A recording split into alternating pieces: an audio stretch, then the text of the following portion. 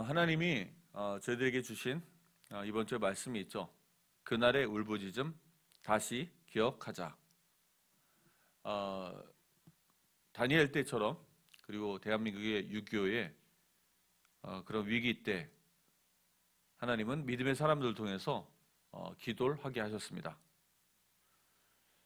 그리고 그들의 기도는 결국에는 그리스도와 하나님의 나라를 위한 기도였습니다. 그러나 사실적으로 이런 기도를 한다는 것이 말이 쉬운데 그다지 쉽지가 않습니다. 왜냐하면 우리 안에는 아주 뿌리 있게 내려있는 죄성이 있기 때문입니다. 이기적인 마음이 있어서요. 복음의 은혜와 그 능력에 붙잡히지 않는다면 우리 자신은 교만하여져서 다른 사람을 판단하고 상황을 자기 멋대로 해석하기 쉽지 하나님의 앞에 나와서 기도하기가 그다지 쉽지 않습니다. 그리고 또한 그냥 세상과 타협하고 자기 이성적인 판단으로 결정하기가 쉽지 하나님 앞에 나와서 기도하기가 그렇게 쉬운 것이 아닙니다. 오늘에는 이제 언약을 아는 여인의 어떤 기도가 나옵니다. 한나는 하나님의 언약을 매우 잘 알고 있던 분입니다. 오늘 본문에는 안 나와 있지만 이 2장으로 넘어가면서 한나의 기도를 보면 한나는 그리스도와 하나님 나라, 메시아의 언약, 율법에 대해서 굉장히 잘 알고 있던 여인이었습니다. 그런데 그러한 여인이 현실 문제에 빠집니다. 아무리 믿음이 있던 사람도 현실의 어려움을 부딪히면 현실 문제에 빠질 수가 있습니다. 그런데 하나님은 그 현실 문제를 주신 이유가 있었어요. 그 현실 문제를 통해서 그 여인이 하나님의 계획을 보고 하나님의 뜻을 보고 기도하길 원하셨던 것입니다. 본문은 사사시대 마지막 시기를 배경으로 하고 있습니다. 이때 이스라엘은 하나님과 맺은 언약을 다 잊어버리고 우상과 세상의 문화를 좇고 있었습니다. 나라 전체가 혼란과 타락 가운데 있었습니다.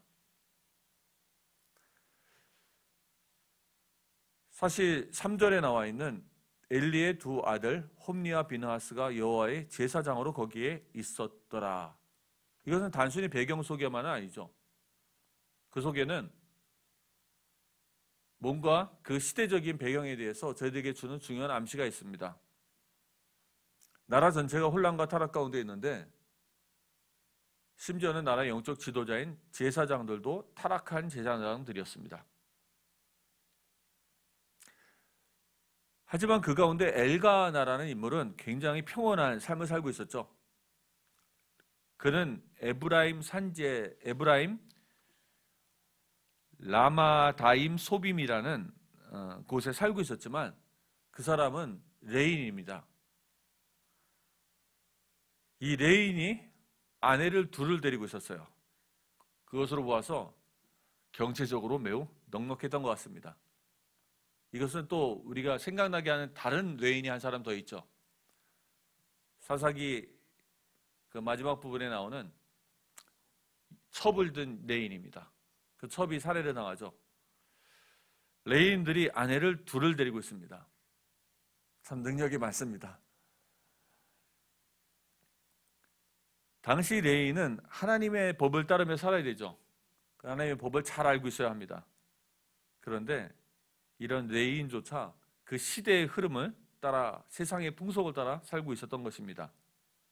이것이 바로 사사시대의 모습입니다. 혼란한 시대의 영적 지도자들조차도 세상의 풍속을 따라 살고 있었죠. 많은 사람들은 자기 가정을 꾸리고 엘가나처럼 나름대로 평화를 누리고 살고 있습니다. 그런데 그것이 바로 문제입니다.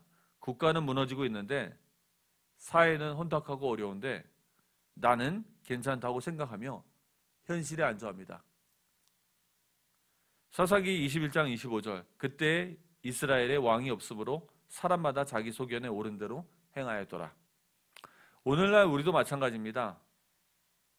교회는 갈등이 있고 사회는 불의가 충만하고 나라는 위기 가운데 있는데 나는 괜찮다. 나는 풍족하게 살고 있다. 나는 나의 미래, 나의 경제. 문제없으면 오케이입니다. 그렇게 생각하며 살고 있습니다. 그러나 하나님은 그런 평안함 속에서 문제를 통해서 우리를 깨우십니다. 우리를 흔드십니다. 우리가 죄성과 자기중심에 빠져서 이기주의와 개인주의로 살아갈 때 하나님은 현실의 문제라는 것을 통해서 당신의 언약을 가진 성도들을 일으켜 깨우십니다. 첫 번째입니다. 그래서 하나님은 현실의 고통을 사용하십니다. 하나님은 현실의 고통을 사용하십니다. 한나에게 가장 큰 문제는 자녀가 없었다는 것이죠. 그 자체도 슬픈 일이지만 더욱 고통스러운 것은 같은 집안에 있는 분인나가 끊임없이 한나를 괴롭혔다는 것입니다. 성경이 분명히 말씀하고 있죠. 여호와께서 그에게 임신하지 못하게 하셨죠. 이 문제는 단순히 사람 사이의 갈등이나 생물학적인 문제가 아닙니다. 하나님이 이렇게 하신 것입니다. 왜 하나님은 이렇게 일을 하십니까? 이때 사람의 위로는 아무 도움도 되지 않습니다. 남편 엘가나가 한나를 진심으로 위로했죠. 내가 10 아들보다 낫지 아니하냐. 하지만 그 말은 아무런 위로가 되지 않았습니다. 하나님은 이 현실에 가시아와 같이 마음을 긁고 아프게 하는 이 문제를 통해서 하나님은 한나가 기도하기 원하셨습니다. 하나님은 한나의 기도를 통해서 이스라엘의 역사를 바꾸기를 원하셨던 것입니다. 한나는 단지 자녀를 구하고 자신의 문제를 해결하기 원했지만 하나님은 그를 통해서 사무엘이라는 선지자를 준비하고 계셨던 것입니다. 너희는 먼저 그의 나라와 그의 의를 구하라. 그리하면 이 모든 것을 너에게 더하시리라. 이러한 사실을 다 잊어버리고 한나는 자기의 문제에 푹 빠져 있습니다. 근데 한나는 사실 그러한 인물이 아니었어요.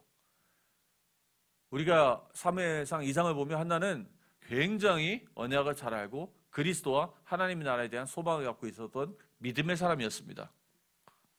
하지만 이러한 믿음의 사람도 현실 문제에서 고통당하고 있는 것입니다. 현실 문제 속에서 내 문제 해결해달라고 하나님께 기도하고 있는 거예요. 그런데 그것이 바로 하나님의 계획이었습니다. 왜 그럴까요? 우리는 아무리 복음을 잘 알고 있어도 우리의 죄성과 연약함 때문에 안일해지기 쉽습니다. 무너지기가 쉬워요.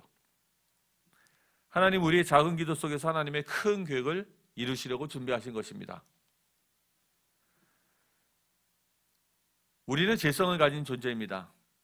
그래서 죄성이 있는 것을 하나님이 아시기에 하나님은 우리를 기도하게 하십니다.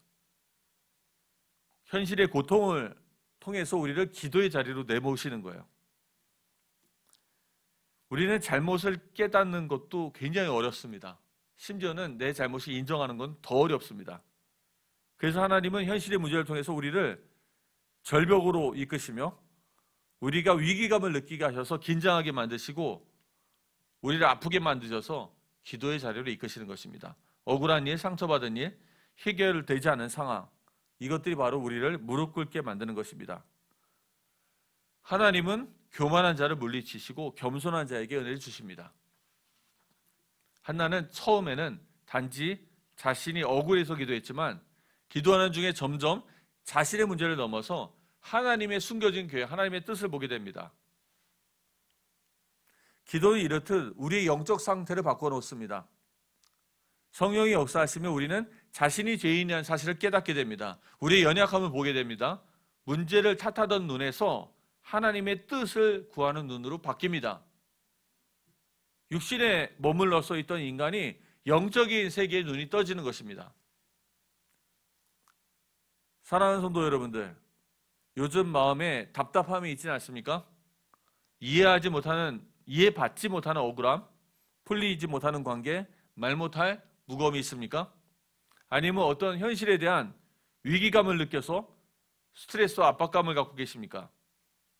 하나님은 그 현실을 사용하셔서 당신을 기도하게 만드시길 원하십니다. 당신이 하나님 앞에 나와서 기도하기 원하시는 것입니다.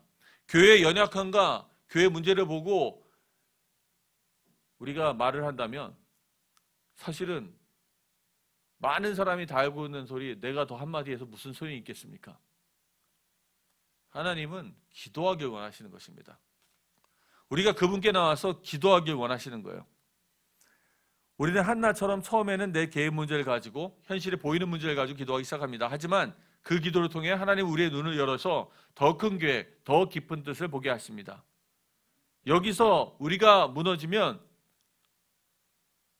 사랑하는 성도님들 기억하십시오. 당신의 자녀가 다칩니다. 우리의 자녀들이 무너집니다. 영적인 싸움이라는 건 원래 그렇습니다. 영적인 싸움은 내가 뭔가 방어선이 되어 있는데 그 방어선이 무너지면 그 다음에 또 다른 사람이 다칩니다. 결국 우리 자녀들이 무너집니다. 우리가 다음 세대를 잃어버릴 수 있습니다. 그래서 영적인 싸움은 절대 뒤로 물러서서 안 됩니다.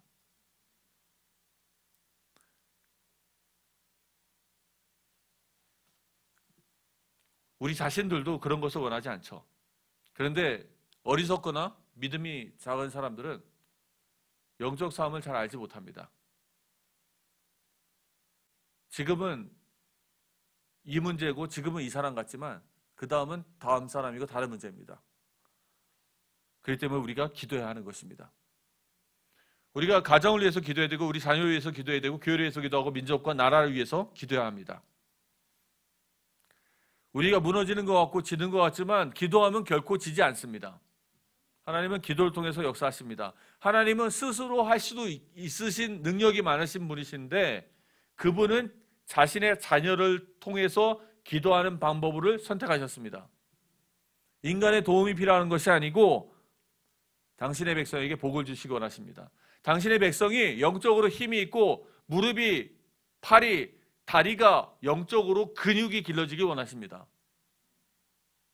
그래서 더 많은 일을 감당하고 힘 있고 능력이 있어서 이 땅을 정복하고 다스리며 복음을 증거하고 하나님 나라를 방어하는 것뿐만이 아니고 공격해서 정복하고 하나님 나라를 확장하기 원하십니다. 그래서 우리를 훈련시키는 방법이 우리를 기도의 자리로 내모시는 것입니다. 사랑하는 예수의 식구들은 이제는 기도해야 합니다. 어제도 말씀을 주셨죠? 그들의 울부짖음을 기억하십시오. 잊지 마십시오. 이제는 기도에 대해 시간표입니다. 사랑하는 성도님들, 기도해야 합니다. 기도하면 하나님이 역사하십니다.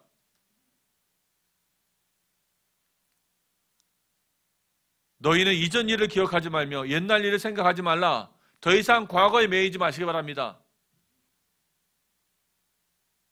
과거에 매이면 미래의 소망이 없습니다. 보라, 내가 새 일을 행하리니 이제 나타낼 것이라. 하나님이 우리에게 주신 미래와 우리 자녀에게 주신 미래를 놓고 기도해야 합니다. 예손의 2.0 시대를 위해 기도해야 합니다. 여러분 인생의 2.0 시대를 놓고 기도해야 합니다. 우리 나이 드신 분들은 사랑하는 성도님들의 3.0 시대를 위해 기도해야 합니다. 우리 청년들은 이제 2.0 시대를 놓고 기도해야 합니다. 하나님이 우리 늙은이들이 환상을 보고 젊은이들이 꿈을 꾸고 환상을 보게 하는 일들을 이루실 것입니다.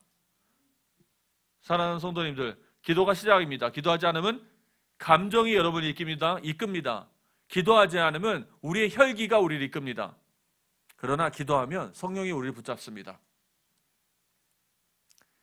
기도하는 자리에서 우리는 알게 됩니다. 문제의 원인이 남이 아니었어요. 문제의 원인이 환경이 아닙니다. 문제의 원인은 나 자신에게 있습니다. 문제는 죽을 때까지 있습니다. 내 문제도 환경도 다른 사람의 문제도. 결국은 하나님은 우리가 기도하기 원하십니다. 기도하라. 하나님은 기도하면 하나님의 능력은 사람을 순식간에 바꿀 수도 있어요. 많은 일을 통해서 사람은 바뀝니다. 사람 진짜 안 바뀌죠. 바꿀 수 있는 방법은 성령이 역사하면 바뀝니다. 성령이 역사하는 방법은 기도밖에 없습니다. 전도의 문도 기도로 여는 것입니다. 우리가 인도권 지역과 안양과 의왕과 가천, 하나님 맡겨주신 이 지역을 복음화하는 방법도 기도밖에 없습니다.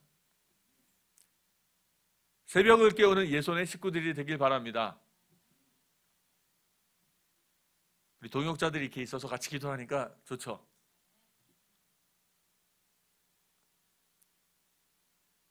기도하는 사람은 사람과 싸우지 않습니다. 기도하는 사람은